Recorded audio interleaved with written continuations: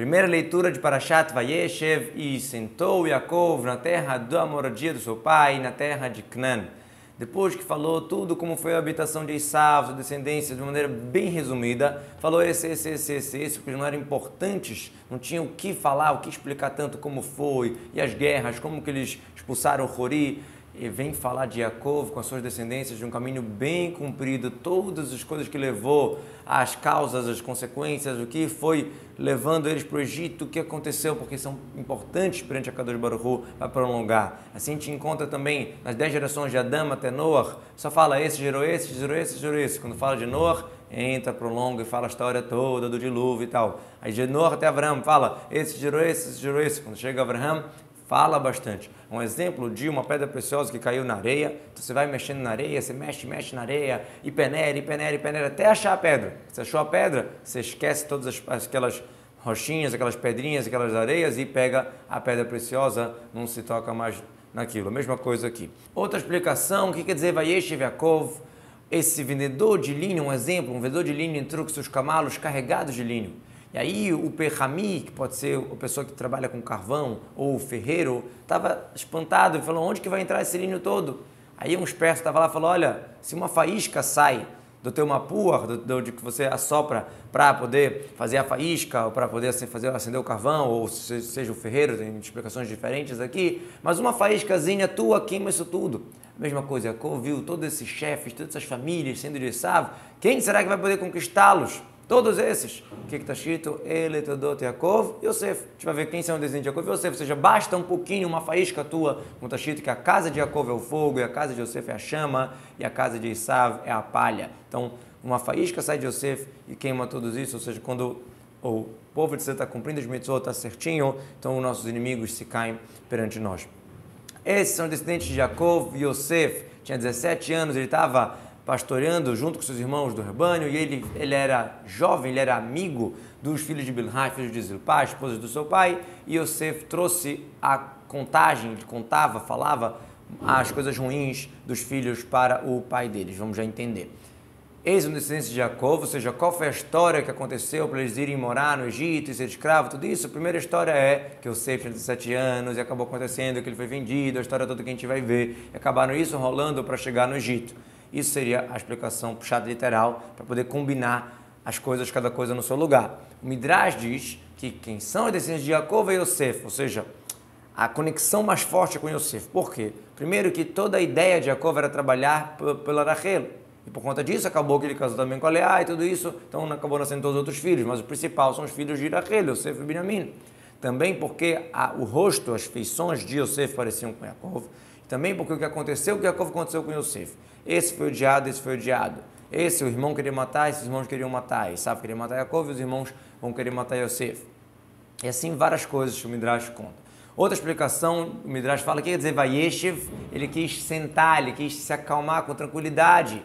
E aí pulou sobre ele a irritação de Yosef, ou seja, a situação da história de Yosef toda. Ou seja, quer descanso, não tem descanso. Tzadikim pedem descanso, o Baruch Hu fala, não basta para o Tzadikim o que tem no mundo vindouro, querem ter descanso aqui nesse mundo, ou seja, a gente está aqui para estar na ativa. Quando Yaakov achou que estava tudo certo, já passou lavando, já passou Esaú, não, acabou dando outra situação. A gente não pode parar, não pode baixar a guarda. Vê o Nar, que quer dizer, fazia atos de juventude, ou seja, estava cuidando do seu cabelo, mexendo nos seus olhos para parecer bonito. E ele era amigo, ele ficava próximo de ficar com os filhos de Bilhá, justamente porque os outros irmãos que eram filhos da Leá desprezavam os filhos das concubinas, ele aproximava os filhos das concubinas. E ele trazia a falatória ruim sobre os seus irmãos, ou seja, o que ele via de ruim dos filhos de Leá, contava para o pai. Por exemplo, qual era a situação? Que eles comiam Ever Minachai, um pedaço de animal vivo, eles desprezavam os filhos das escravas, chamavam de escravos e também eram desconfiados de ter algumas relações proibidas. Eram 3 coisas que Yosef achava que eles faziam e na verdade eles não faziam. Por exemplo, o Ever Minachai na verdade era um animal que tem certas situações que você encontra um feto e você não precisa fazer sheritai, por isso que eles pegavam um pedaço daquele animal. Os filhos das escravas, que eles chamavam de uma maneira que parecia pejorativa, era na verdade uma maneira carinhosa de falar. E a história das mulheres que eles tinham contato, faziam business, negócios com elas, não tinha nada de relações proibidas, era só uma questão de negociação. Então, 3 coisas que Yosef achou que eles erravam, mas não erravam, e por causa dessas 3 coisas, ele acabou sendo castigado quando fizeram um abate de um cabrito na sua venda e não comeram ele vivo, ou seja, teve que pegar o sangue para poder sujar a roupa dele, essa história toda, ou seja, fizeram abate. E sobre isso, que ele falava que eles chamavam os irmãos de escravos e foi vendido como escravo. E sobre a questão das relações proibidas, a gente sabe que a gente vai ver a história que a esposa de Potifar vai assediar o Yosef. Então, realmente, as 3 coisas acabou passando por situações já diversas nesses 3 assuntos. Dibatam, a palavra dibá é o falar, né? Tudo que a pessoa pode falar demais, no caso aqui, para o ruim, dibatam era porque dibá pode ser falar demais. Aqui era de coisas ruins, ele contava para Yaakov. E Israel, Yaakov amava Yosef mais do que todos os filhos, porque ele nasceu na velhice e fez para ele também um ketonet passim, uma roupa de listras. Nasceu na velhice e um que traduziu, Bar Hakim, ele era muito sábio, tudo aquilo que ele ensinou, tudo aquilo que Yaakov aprendeu de Shem Ever, ele passou para Yosef. Então, o Zikunim de Zaken, de sábio. Outra explicação, o Zikunim vem de Zivikonim, as feições da face, parecia. Então, tinha várias questões de uma proximidade de Yaakov com Yosef. A gente sabe que o erro maior que um pai pode fazer é dar mais atenção, dar mais carinho, mais presentes para um filho do que o outro.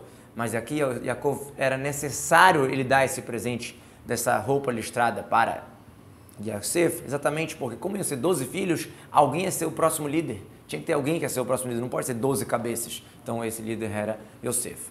Passim, a palavra passim é linguagem de roupas bonitas, roupas importantes como carpaço, tchelet, e como a roupa de ketonet passim de Tamar Amnon. O Midrash fala que essas listras eram em relação às desgraças, porque ele foi vendido para Potifar, Soharim, vendedores, Ishmaelim e Midanim, que é Arashtevot Passim. Potifar, Soharim, Ishmaelim e Midanim, são por quem ele passou. A listra, na verdade, tem uma explicação que diz, né, uma cor preta, uma cor branca, uma cor preta, uma cor branca, exatamente para mostrar que uma hora ele está no alto, uma hora ele está sofrendo, e a vida é assim, e era uma lição muito grande que Yaakov estava passando para Yosef. A mesma coisa que Yaakov também passou, perrengue demais nessa vida, né, teve que fugir, foi roubado por Elifaz, depois ganhou tudo com Lavan, depois foi perseguido por Lavan, depois teve que se deparar com Esav, Diná, Yosef, agora, né, a vida de Yaakov foi assim, e a de Yosef também foi parecida. E os irmãos perceberam que Yaakov amava mais eles do que seus irmãos e por conta disso eles odiaram ele e não conseguiam falar com ele oi. Ou seja, do ruim que a gente está falando aqui dos irmãos, a gente aprende o louvor também, porque eles não eram falsos, não era uma coisa na boca, uma coisa no coração, então eles não gostavam dele, eles não falavam, não conseguiam daberô igual Ledaber e Mo falar com ele. E Yosef, para melhorar essa situação, sonhou e contou para os irmãos, e os irmãos adicionaram mais raiva ainda. Qual foi o sonho? Eles falaram, escutem, agora o sonho que eu sonhei. Eis que nós estávamos juntando os feixes dentro do campo, e o meu feixe se levantou e ficou parado de pé, e eis que as feixes de vocês cercaram o meu feixe, e se curvaram para o meu feixe. Me'almim, com a tradução, me'asrin estarim, amarrando, juntando, ou seja, juntando as espigas, a gente encontra na Mishnah, alumot, notelo mahri, se a pessoa achou o feixe, se precisa avisar que são achados perdidos, etc. Kama alumati, de repente ficou de pé o meu feixe, e ela ficou parada de pé, ou seja, não só que ela ficou e caiu, ela ficou ali, continuou ereta, e a dos outros se curvaram em volta para ele, ou seja, era mostrando que ele era o principal e os outros e os irmãos não se curvaram para ele. E falaram os irmãos para ele, você acha que você vai reinar sobre nós, você vai governar a gente? E aumentaram em odiar eles por conta dos sonhos deles, por conta dos ditos deles. Devará, sobre isso que ele falava demais, ele falava mal deles para o pai. E ele sonhou outro sonho e contou para os irmãos e falou, eis que eu sonhei um outro sonho mágico, mais um sonho. Eis que o sol e a lua e 11 estrelas se curvavam para mim. 11 estrelas era o número dos 11 irmãos. E ele contou isso para o seu pai, para os seus irmãos, e seu pai deu uma bronca nele, falou, que sonho é esse que você está sonhando? Você acha que vai vir eu e a tua mãe e teus irmãos para se curvar para você no chão?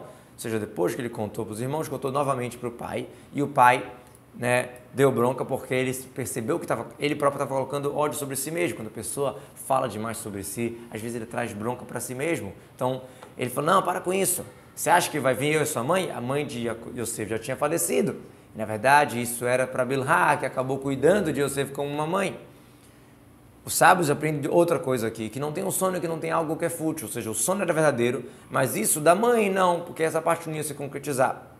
Na verdade, Yaakov sabia que aquilo ali era verdadeiro, só que ele intencionou de falar dessa maneira para tirar do coração dos filhos, para não ficarem com inveja deles. Ah, não é bem assim e tal. Porque ele falou, assim como a tua mãe não vai, assim também é sinal que esse sonho está totalmente cancelado. Mas na verdade não é assim, porque um sonho pode ter uma parte verdadeira e uma parte falsa. Na verdade, todo sonho tem alguma parte falsa. E os irmãos ficaram com inveja dele e o pai guardou a coisa, ou seja, esperou o momento, quando que vai chegar isso, ele sabia que isso ia chegar, né? Shomer, de guardar, pode ser também esperar, lotamtin, lotishmor, não guarde, se uma pecado, não espere. Então, Yaakov sabia da situação, sabia que ele ia ser um líder, estava esperando como que ia desenrolar a situação para chegar nisso. Gostaria de apresentar para vocês o projeto Veshinantam, é parceiro do Rumash Diário, e para quem quiser acompanhar o Rumash em português, entender melhor, tem aqui no livreto, tem também outras coisas muito interessantes, Tânia Diário e outras coisas muito legais na revista. Podem acessar o site www.veshinantam.org.br e assinar.